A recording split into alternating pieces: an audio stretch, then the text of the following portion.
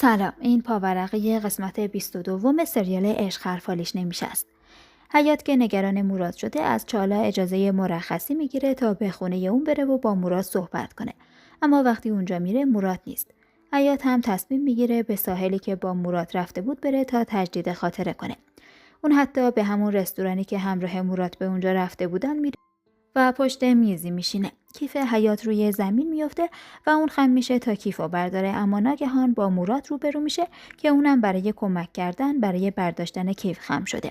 هر دو از دیدن هم جا میخورن. حیات با ناراحتی میگه چرا نبودین؟ من از صبح نگرانتون بودم. مراد میگه فقط برای فکر کردن به اونجا اومده. بعد حیات با هیجان میگه من دیشب یه چیزایی یادم اومد. همون موقع صدای دیدم از پشت سر به گوش میرسه که میگه چه تصادفی، من و مرادم برای خوردن ناهار اومده بودیم اینجا. داشتیم در مورد جشن صحبت میکردیم.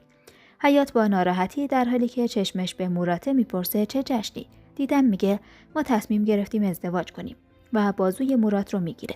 حیات در حالی که به زور جلوی گرگش رو گرفته به مراد خیره میشه و بعد قصد رفتن میکنه. مراد با ناراحتی میگه اینکه اینجا قرار گذاشتیم اتفاقی بود. ما هم میخواستیم بریم. حیات میگه مبارک باشه، خوشبخت باشین.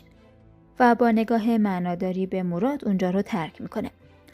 مراد با حالی پریشون سر میز با دیدم میشینه. دیدم دستای اونو میگیره و مراد دستشو عقب میکشه و میگه مثل اینکه یادت رفته این یه عروسی فرمالیته است و فقط به خاطر بچم میخوام این کارو کنم. حیات هم پیش اصلی میره و با حال بعد خودش رو به اون میرسونه و میگه دارن ازدواج میکنن و بیهوش میشه. اصلی اونو به بیمارستان میبره و وقتی حیات به هوش میاد گریه میکنه و میگه وقتی دیدم گفت دارن ازدواج میکنن مراد چیزی نگفت. قلبم درد میکنه. امینه و فادیک با کامران یکی از آشناهاشون قرار میذارن و به اون پیشنهاد میدن تا حیات و پسرش نوزاد رو با هم برای ازدواج آشنا کنن. کامران حسابی از پسرش نوزاد تعریف میکنه و امینه رو به وجد میاره. ایپک وقتی قضیه ازدواج رو میفهمه با عصبانیت به حیات میگه که باید کارشو ول کنه، اما بعد میگه این که نمیشه چون باید بدهیاتو صاف کنی. اصلی هم میگه دوست با وفای من، چون به سونا قول دادی میخوای بری سر کار. حیات بغض میکنه و میگه چون تنها راهیه که میتونم مراد رو ببینم. اصلی و ایپک با دلسوزی به اون خیره میشن. دیدم با خوشحالی به خونه توال میره و با افتخار میگه که بالاخره مراد رو به تله انداخته و قراره با هم ازدواج کنن. توال با عصبانیت اونو از خونه بیرون میکنه و میگه تو چه جور مادر خودخواهی هستی؟ همچین آدمی که نه به فکر بچه‌شه و خیلی هم دروغگو و دروغه تو خونه من جایی نداره. امینه و فادیک ایپک رو صدا میزنن و از اون میخوان طوری وانمود کنه که خواستگار برای اون میاد تا حیات نتونه تا قبل از اومدن اونا مخالفتی کنه. ایپک هم قبول میکنه تا چیزی به حیات نگه، اما مستقیم همه چیزو برای حیات و اصلی تعریف میکنه.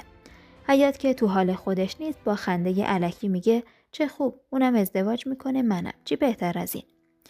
مراد سر میز صبحانه به خانوادش میگه که ازدواجش با دیدن فرمالیته خواهد بود و حتی خانواده دیدن و خبرنگارا هم نباید از این موضوع خبردار بشن. عزیمه در حالی که به دریا متلک میندازه میگه من همه چیزو به عنوان مادرخونده به عهده میگیرم. کسی لازم نیست به زحمت بیفته و چیزی رو تحمل کنه. و بعد شماره مادر دیدم رو از مراد میخواد. ممنون از اینکه با من همراه بودید. خدا نگهدار.